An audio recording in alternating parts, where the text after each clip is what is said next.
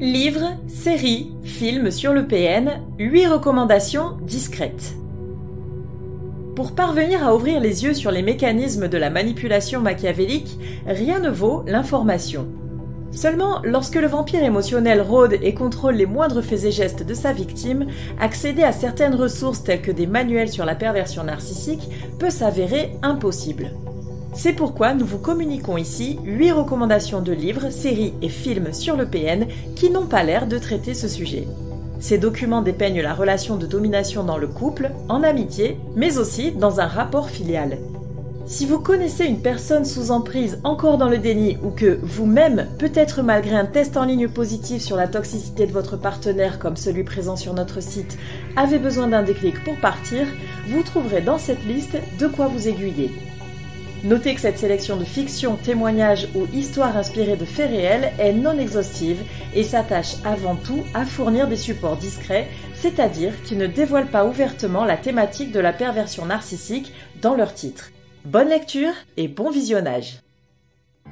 Cette réflexion est tirée d'un article du site internet www.pervers-narcissique.com, dirigé par Pascal Couder, psychanalyste et psychologue clinicien, co-auteur de l'ouvrage de référence La manipulation affective dans le couple, faire face à un pervers narcissique.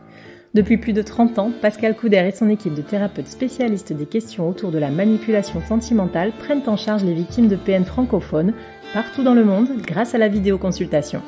Rendez-vous sur pervers-narcissique.com pour accéder gratuitement à une multitude de ressources précieuses.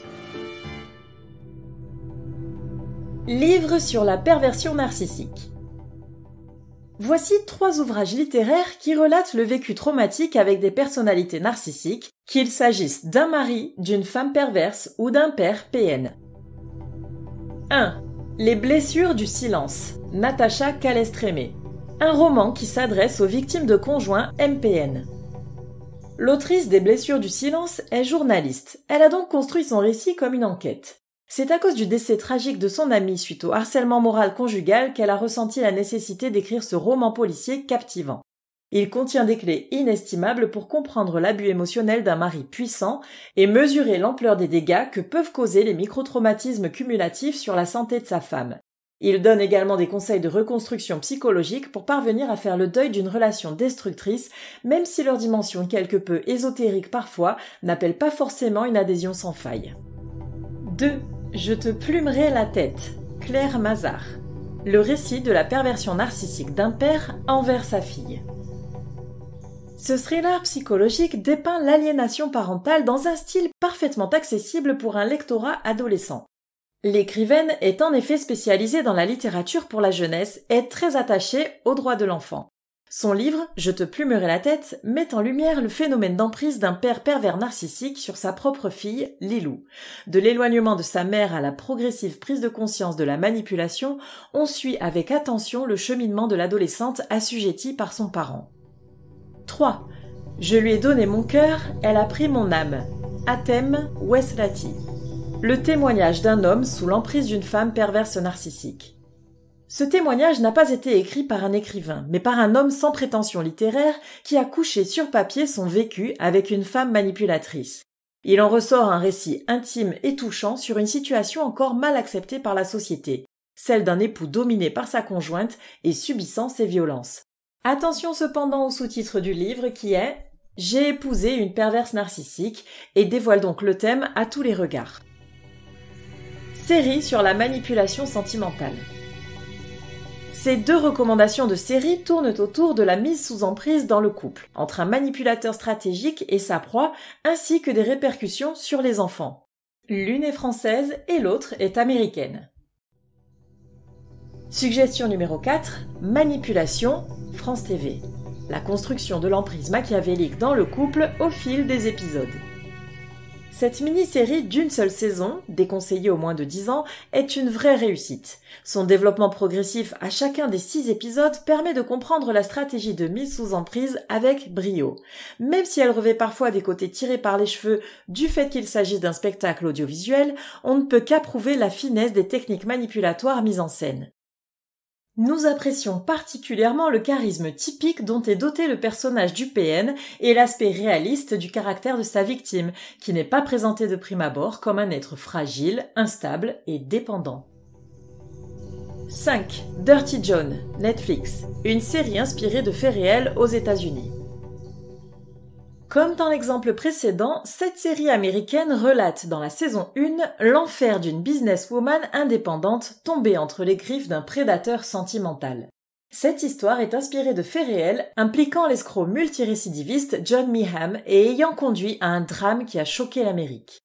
Dans la même veine, la saison 2 a gardé son rapport à un fait divers sur fond de perversion, cette fois-ci concernant Betty et Dan Broderick. Attention aux âmes sensibles tout de même, car cette création audiovisuelle est déconseillée aux moins de 16 ans. Film sur les PN.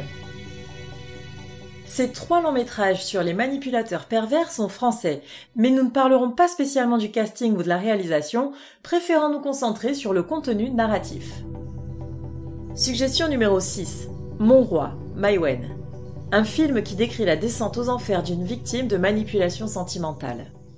Avec pour fil conducteur le thème de la reconstruction, tant physique que psychologique, on découvre l'histoire d'une femme presque détruite par son conjoint sadique, joué par Vincent Cassel qu'il faut évidemment mentionner.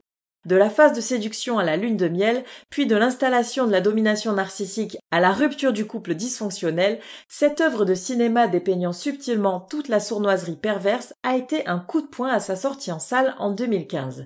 Ce film est déconseillé aux moins de 10 ans. 7. À la folie, M6. Un téléfilm sur le renversement des rôles entre bourreau et victime dans le couple. Tout part d'une femme, jouée magistralement par Marie Gillin, qui poignarde son conjoint. Pourtant, l'enquête policière cherchant à déterminer les circonstances du drame va prendre une tournure inattendue. L'agresseur n'a en effet rien d'un bourreau. Au contraire, c'est une victime poussée à bout jusqu'à commettre un geste inconsidéré dont le socle est la haine omniprésente instaurée par le MPN. Ce téléfilm, sorti en 2022, est déconseillé aux moins de 10 ans. 8. Respire. Mélanie Laurent. L'amitié toxique entre 2 adolescentes au premier plan. Entre Charlie et Sarah, 17 ans, c'est le coup de foudre amical. Une relation fusionnelle s'installe entre les 2 copines jusqu'au premier désaccord. S'ensuit un déferlement d'actes malfaisants qui tournent au harcèlement, à l'atteinte à la réputation et à l'image de soi, mais aussi à la volonté de détruire l'autre. Tirée d'un roman, cette œuvre cinématographique de 2014 est à montrer à tous les ados, mais aussi à celles et ceux qui vivent leurs relations sociales intensément. Les amitiés toxiques sont plus courantes qu'on ne l'imagine et tout autant délétères. À travers ces 8 recommandations de livres, séries et films sur le PN, nous espérons vous permettre de vous documenter sur les mécanismes et enjeux de la manipulation sentimentale sans en avoir l'air. Bien entendu, cette sélection est constituée d'interprétations d'histoires fictives ou réelles qui visent un large public, donc certains passages peuvent être discutables. Cependant, il nous semblait important de souligner l'existence de ces ressources très récentes, il y en a d'autres plus anciennes également, qui présentent une valeur pédagogique certaine. Elles peuvent aisément faire l'objet d'un cadeau ou d'une proposition de soirée télé si vous cherchez à éveiller une prise de conscience de la situation toxique chez une victime ou son entourage. Il est évident que ces supports ne doivent être partagés sous aucun prétexte avec un pervers narcissique dans une quelconque démarche de le sauver de sa condition. Nous ne le répéterons jamais assez, c'est peine perdue. Il ne changera jamais.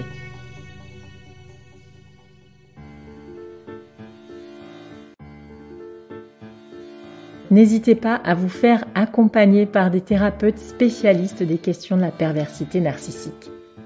Rendez-vous sur www.pervers-narcissique.com et trouvez-y de nombreux conseils sur comment gérer la séparation, comment gérer l'après, la reconstruction, et vous pourrez également rentrer en contact avec un membre de l'équipe. Ne restez pas seul. Merci d'avoir écouté ce podcast. Rendez-vous très prochainement pour un nouvel épisode. N'hésitez pas à vous abonner pour ne rien manquer des prochaines publications. À très bientôt.